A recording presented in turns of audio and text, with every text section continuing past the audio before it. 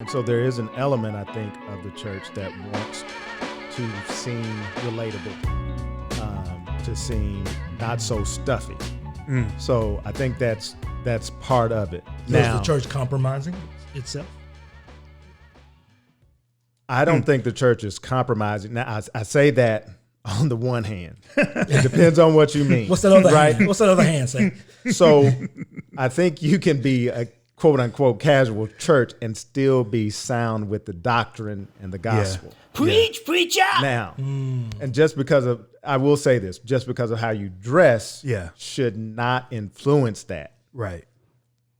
But it does, again, kind of point to the fact that, you know, there's a lot of, unfortunately, outside influence, or say it this way, there's a lot of the world influencing the church, right, and not vice versa, right, for various reasons, right. So, so we have become too casual with our approach to, let's say, the first one, church. I think so, in my opinion, because I mean, like now, people are in church with lattes and, you know, it's just. I actually enjoyed that. I enjoyed sipping on my latte while getting the word. Right. I thought that was cool. Yeah. I don't know, man. So let me ask this. Let me ask this. Coffees in the lobby. How much of that cookies? So my pastry. Yeah. How much of that is based on tradition and how you grew up? Yeah. The church you grew up in versus just accepting change. Right. I think, you know what? I'm going to admit it. It is. That's how I grew up. We couldn't just come into church any type of way. And I think, and this is the second part of what we were talking about, this whole relaxed, casual culture that we're in now, does that not seep over into your behavior, into how you work and how you interact with people? What situations now are formal where you go in and you know, okay, I need to conduct myself in a different type of way. This is not a casual setting. So yeah, you're absolutely right. That's how I grew up, and I know I'm sounding like the get off my grass old man. But that's just how we grew up. I mean, we knew in certain situations there was certain protocols, I will say, that you had to, you know, adapt to. And now that those lines are gone, I can't think of any. Is that a good thing, though? Is that just progress? Is that us being old, stuffy 50-something-year-olds, or is that a good thing that we've relaxed some of the quote unquote judgmental standards that we grew up with? Tradition versus, you know, new way of thinking. Are we just being old-fashioned, stuffy, unwilling to change? Oh boy, that's a hard question. I would say to an extent, yes, because we all have our things that, you know, again, this is how we grew up. This is how we learned how you do certain things. And so I would say, yes, to an extent, we are. Now, I can also say. Which one? To an extent, that we are resistant old, to change? that we're resistant to change and following tradition. Now, we also have to, you know, and we have to accept that and acknowledge that. And as much as possible, try not to be judgmental. Right. But I can remember having a conversation with my wife, and this is kind of moving from the church, but it's still, you know, we see it in the church, we see it in corporate America. Tattoos, like visible. You would never, you know, when we were, you know, in our earlier days, wouldn't even think. No. You would, in fact, a corporate environment. In a corporate environment, you would not show it. And in fact, you probably didn't even tell people you had one. Right. It was covered up if you had it. So now, I mean, you know, you see it, it's it visible. Was a surprise when you got to see a tattoo. Absolutely. Stop. Okay. We're not going to go there. So that's I keep forgetting I'm the only single one at the table. Lord. We don't know what you talking about. Yeah. But It's like, ooh, nice tattoo. but we have to. So there is.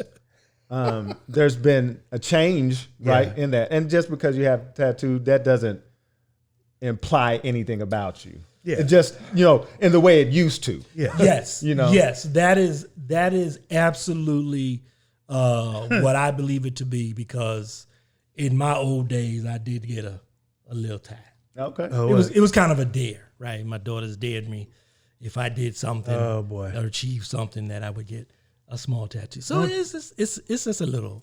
Don't tell me. But it's right across the top of my I was gonna say, don't Oh. tell me you got a tramp. He got. stamp. Oh my God. Is that okay to say nowadays? Tramp? Is that what they still call it? I think they still call it That's that. inappropriate, Mike. Okay, You got to I'm use the sorry. right pronoun. I'm sorry, tramps. I didn't mean to. Yeah. Wow. You're wrong, man. That is wrong. No, Oh, my God. but yes, once upon a time, we used to think of tattoos being strictly for those people who somehow were uncomfortable with their selves. Or they were like for sailors. Sailors were known for tattoos, right? Yeah. Yeah. Popeye. A certain ilk of people had I can stand, and tattoos. I can't stand them all. Right. You know? Yeah, but it's I've honestly adapted and changed to the understanding that it's a form of self-expression. What, tattoos? Tattoos, in a lot of cases, the modest ones. Yeah. At least I can say I'm still going to have a smidge of judgment, right? Right. I can't let go of all my judgmental tendencies. It's got to be just a little bit of decorum, a little bit of modesty with respect to the tattoos, all up your face and all around your neck and on your hands, and you can't wear anything semi-revealing nowadays. People got them on their thighs. Once upon a time it used to be ankles, shoulders, and back. The general And that was rules it. of thumb are the butt, the Now stomach, the the thing ribs. is, face tattoos. What's up with that? Yeah. That just didn't make no That sense. seems like a topic for. Yeah. But the point being, at some point I outside. realized it was like those people who didn't love themselves, who weren't comfortable, were trying to change something about themselves. Yeah, that's why they got tattoos. Yeah. But now I'm getting to understand that, hey, it is a form of self-expression. Yeah. To some extent, not just because I got one, but because I've watched and listened. But I think anything in excess is not good. Yeah. Right? We've just got a group of young folk now that have just gone to excess Yeah. with the tattoos. Well, and it's not just young folk. I mean, people of all ages have them, and again, we just have to remember that doesn't, you can't judge a book by its cover. No, you can't. Voice And as we go back, again, as we kind of go back to talking about, our conversation started with the church Yeah. Right. and kind of the lack of formality Right, sometimes. It is.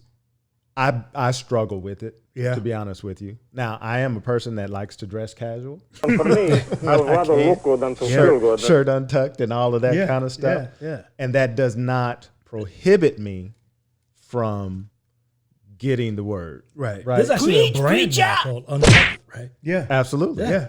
Okay. Yeah. Yeah. Don't get those untucked shirts. Don't give them free advertising. You gotta reach out to them. Suck that. But back anyway, in. that said, I do understand your point though, Mike. It is, it used to be kind of cool to get dressed up, Right. Right. and Well, who are we dressing for? Like well, you always dressing for other people. I mean, come on. I ask Right. questions. Things just spur questions. Right. in me. So yes, it is a formality to it. And church was just an example, right? It wasn't, Yeah, right. It wasn't to say that this is all about church. It's just an example of where we've become relaxed as a society. Yeah. But who are we dressing for in church? So wait, are you going to go into Are we battle dressing dressed for as a the cool other youth folk, or are we pastor, dressing or you got your suit? for- Stop high-siding.